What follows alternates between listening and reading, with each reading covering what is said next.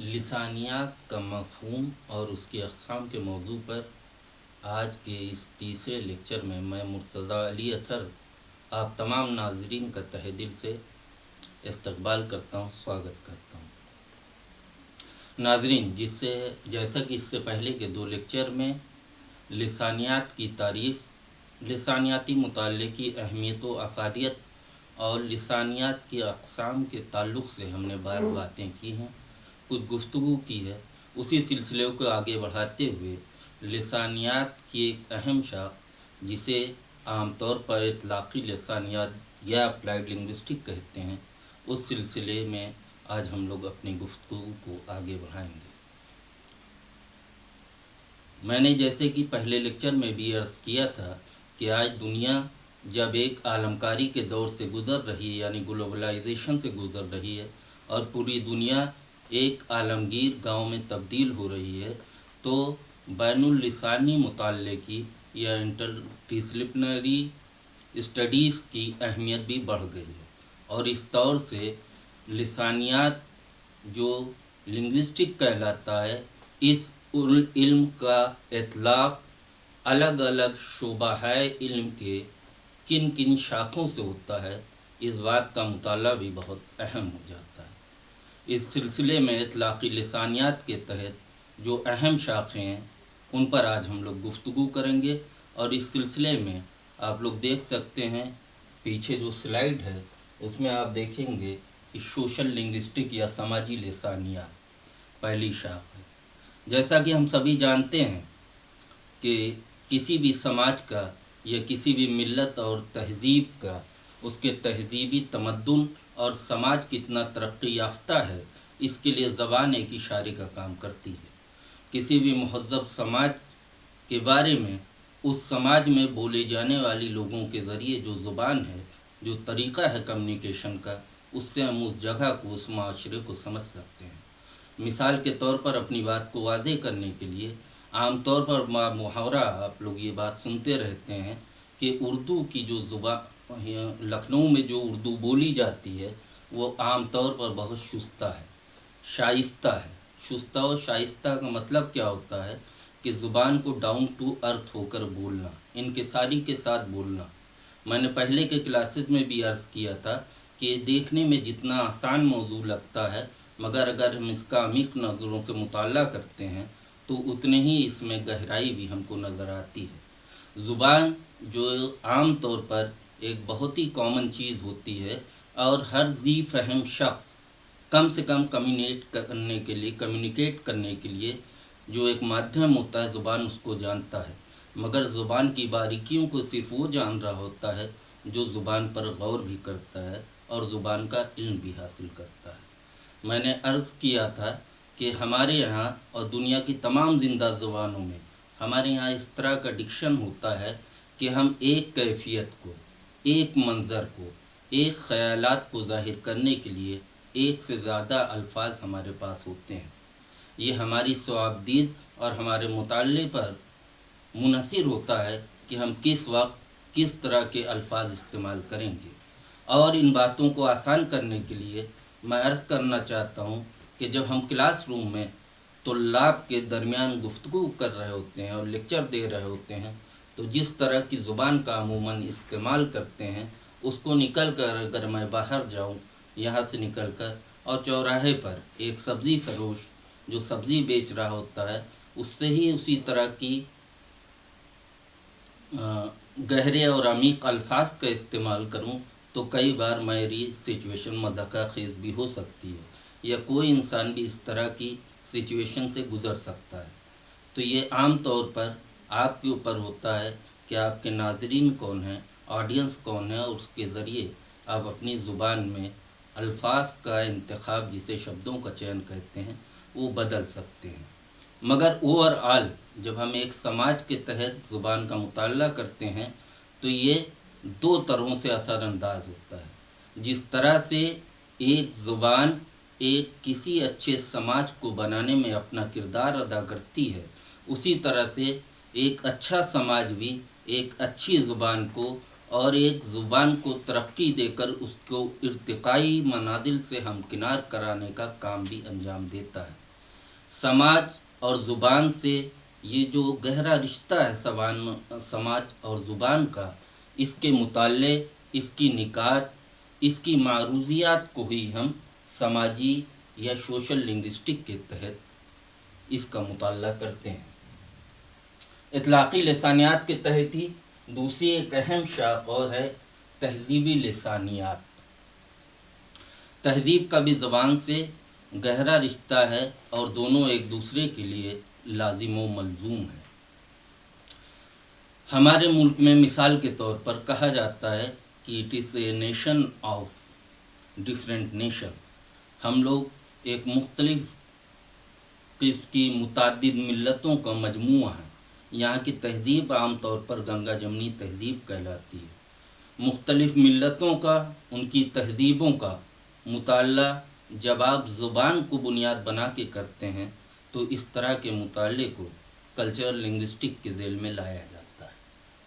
इसी तरह से हिस्टोरिकल लिंग्विस्टिक ये भी बहुत एक अहम शाख है इतलाक़ी लिसानियात के तहत, जिसे उर्दू में तारीख़ी लिसानियात कहते हैं।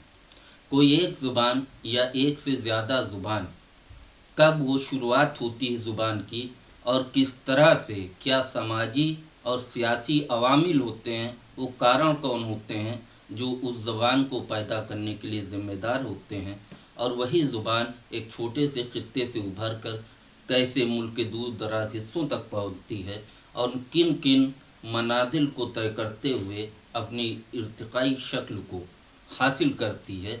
तो जब हम ज़ुबान का या ज़ुबानों का मुताला तारीख़ वार अहद में करते हैं, मिसाल के तौर पर जब हम उर्दू का मुताला इस तरह से करें कि उर्दू ज़बान की आगाज़ हिंदुस्तान में किस ज़माने से होती है, किस खित्ते से होती है, वो सियासी और समाजी अवामिल क्या हैं, रीज़न्स क्या हैं जिसके वजह से इस तरह की एक ज़ुबान की दागबेल पड़ती है, और वो फिर किस तरह से पहले शुमाली हिंदुस्तान और फिर अलाउद्दीन खिलजी और तुगलक के ज़माने में इसी शुमाली हिंदुस्तान से जुनूब पहुंचती है, और कैसे जुनूब में पहुंच के ज़बान को एक अलग नाम से जाना जाता है जिसमें सिर्फ जुज़वी तब्दीलियां होती हैं। और दक्कन, उस वक्त साउथ का मतलब ही होता है दक्कन, जिसे हम दक्षिण भी कहते हैं, अभ्रंश ज़बान का लफ्ज़ है। तो दक्कन में पहुँच के ये ज़बान दक्कनी कहलाती है। और उर्दू का पहला साहिब दीवान शायर, जिसे बाज़ लोगों ने हिंदी का भी पहला साहिब दीवान शायर कहा है, जिसने खुद अपनी कुल्लियात तरतीब दी थी, वो एक बहुत मशहूर और नामचीन शख्सियत अपने ज़माने की, सन 1580 ईस्वी में जो तख्ते सल्तनत पर जलवा अफरोज़ हुआ, गुलबर्गा और उसकी कैपिटल दारुस्सल्तनत हुआ करता था हैदराबाद, उस बादशाह को हम कुली कुतुब शाह के नाम से जानते हैं, और वही उर्दू का पहले साहिब दीवान शायर भी कहलाता है। वहीं दक्कन से और ज़्यादा इर्तिका हासिल करते हुए सिराज औरंगाबादी और वली दक्कनी के ज़रिए ये ज़ुबान फिर आती है शुमाली हिंदुस्तान में।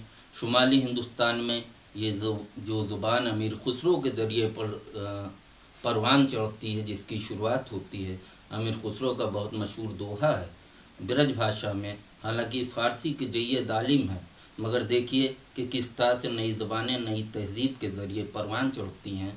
वो फरमाते हैं अपने मुर्शिद के इंतकाल पर कि गोरी सोवे सेज पर मुखबर डाले केस, चल खुसरो घर आपने रैन भई चहुदेस।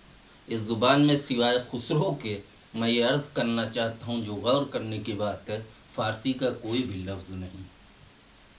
ज़्यादातर इसमें शामिल होने वाले अल्फाज ब्रज ज़बान जो यहाँ की मकामी ज़बान है वहाँ से निकली हैं। इसके अलावा बाज़ मुकामी अवधी वगैरह के भी अल्फाज उसमें ज़रूर शामिल हो गए हैं।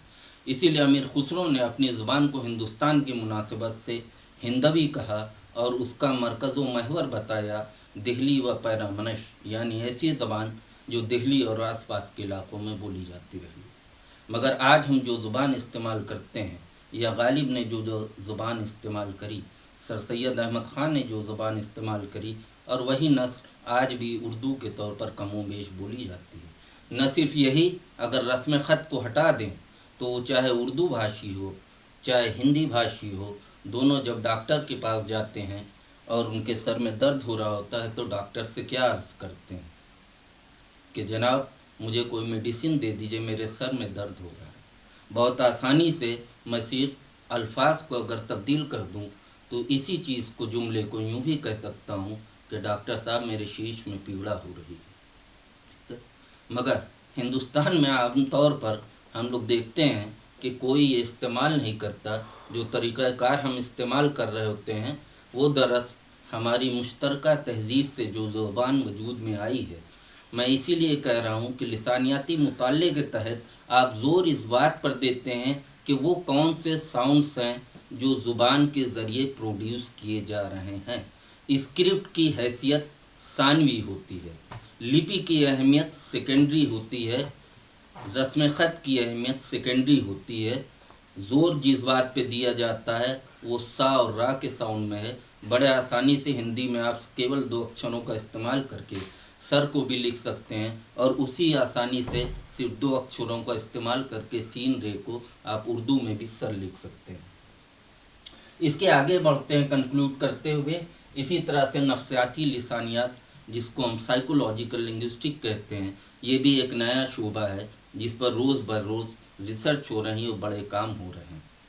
बच्चों की अपनी एक नफ्सियात होती है। बच्चे को किस तरह से ज़ुबान को समझाया जाएगा कि वो कम वक्त में बेहतर से बेहतर ज़ुबान के बारे में मालूमात हासिल कर सके और उसका इंटरेस्ट भी पैदा हो एक नई ज़ुबान को सीखने में। इसके लिए आप किस बच्चे को सिखा रहे हैं, इसके तरीक़े से आपका टारगेट कौन है, आपका तरीक़ाकार भी बदल जाता है। मिसाल के तौर पर एक शख्स जिसका ताल्लुक़ किसी तरह की हिंद आरियाई ज़ुबानों से नहीं रहा है, वो यूरोप से या चाइना से आता है, उर्दू हिंदी सीखना चाहता है, तो उस बच्चे के लिए आपको एक अलग तरीक़ाकार अख्तियार करना होगा। जबकि हिंदुस्तान में रहने वाला वो बच्चा जो हिंदुस्तानी जानता है, हिंदी जानता है, ज़ाहिर है वो उर्दू भी जानता है, सिर्फ लिखना नहीं जानता, पढ़ना नहीं जानता है, बोलना और समझना जानता है, उसे जब आप पढ़ाएंगे तो तरीक़ाकार दूसरा होगा और लिहाजा उसे पढ़ा पाना और समझा पाना भी कदरे आसान होगा। इसी तरह से वो बच्चे जो ऑटिज़्म का शिकार होते हैं किसी वजह से, जो मेंटली रिटार्डेड भी कहलाते हैं कभी कभी, उन बच्चों को सिखाने के लिए एक अलग तरीक़ाकार का आपको अख्तियार करना पड़ता है। और इसके लिए अब जो सॉफ्टवेयर बन रहे हैं जिस तरह की ज़ुबानों को सिखाने के लिए, उन सब का इस्तेमाल भी हम लिसानियात की इसी शाख के तहत करते हैं। एक और तरीक़ाकार अभी हाल ही के दिनों में मोरिद वजूद में आया है और बहुत कॉमन है, वो ज़ुबान है कोड की ज़ुबान, यानी चीज़ों को कोडिफाई करना और फिर डिकोड करना। इसी को हम कंप्यूटेशनल या एहतिसाबी लिसानियात कहते हैं।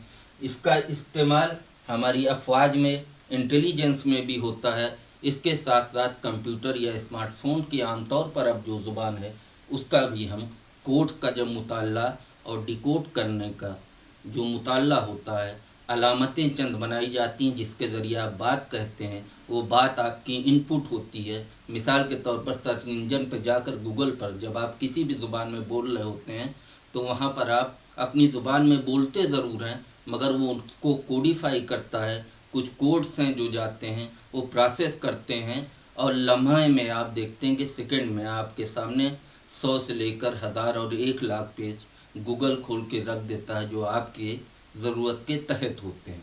ये पूरी लैंग्वेज का मुताला जो कोड की ज़ुबान होती है, एहतिसाबी या कंप्यूटेशनल लिंग्विस्टिक के ज़रिए इसका मुताला किया जाता है। ये चंद अहम शाखें थी जिनके बारे में गुफ्तगू करना आज के क्लास का मकसूद था। इसके अलावा स्टाइलिस्टिक या असलूबियात या साख्तियात जिसे स्ट्रक्चरलिज्म कहते हैं, ये भी बाज़ ऐसी शाखें हैं इतलाक़ी लिसानियात के तहत जिस पर भी आज काफ़ी बड़े पैमाने पर रिसर्च भी हो रही है और जिनका मुताला भी हमें करना चाहिए। आज के क्लास को यहीं कंक्लूड करते हैं। इंशाअल्लाह फिर हाजिर होंगे किसी नए मौजू पर आपसे गुफ्तगू करने के लिए। बहुत बहुत शुक्रिया।